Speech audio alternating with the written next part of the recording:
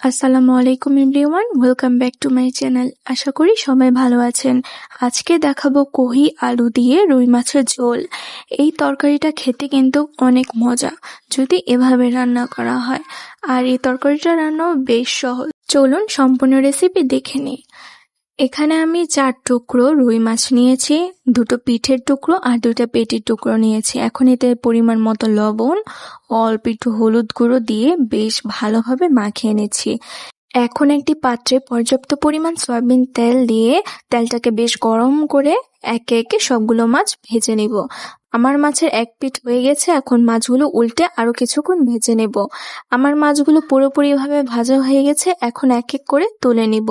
তরকারি রান্নার এই মাছগুলো কিন্তু বেশ ভালোভাবে ভেজে নিতে হয়। এখন এক এক করে পেঁয়াজ কুচি, টমেটো কুচি দিয়ে বেশ ভালোভাবে নেড়ে ভেজে নেব।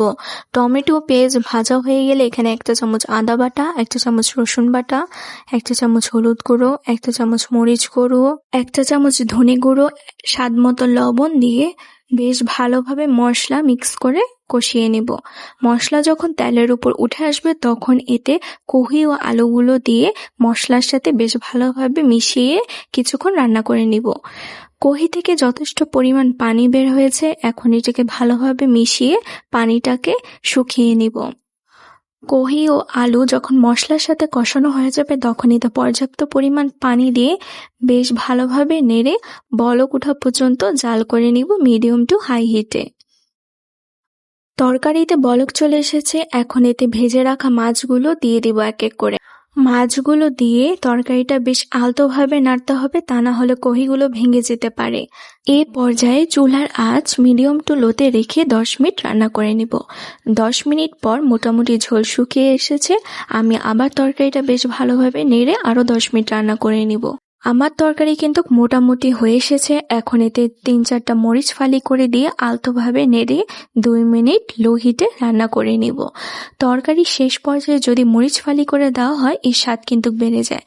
2 মিনিট পর তরকারিটা আবারও আলতোভাবে নেড়ে একটি বাটিতে তুলে নিব। এই গরমে অনেকের মুখে রুচি থাকে না, এভাবে তরকারি রান্না করে খেলে মুখে বেশ ভালোই লাগবে, আর গরম গরম ভাতের সাথে খেতে কিন্তু বেশ মজাই লাগবে। আমি আমার মতো রান্না করেছি, আপনাদের কাছে যদি ভালো লেগে থাকে অবশ্যই লাইক, শেয়ার, কমেন্ট করে সাথে থাকবেন, আর সাবস্ক্রাইব করতে ভুলবেন না। আল্লাহ হাফেজ।